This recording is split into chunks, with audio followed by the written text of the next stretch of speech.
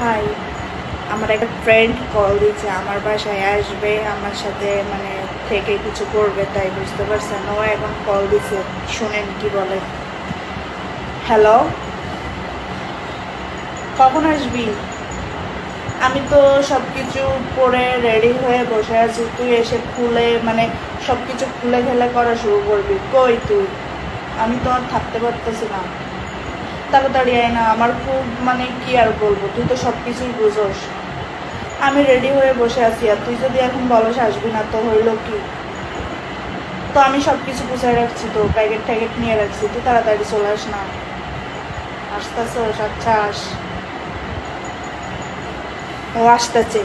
কেউ আবার বাজে কমেন্ট নিয়েন না, বুঝতে পারছেন।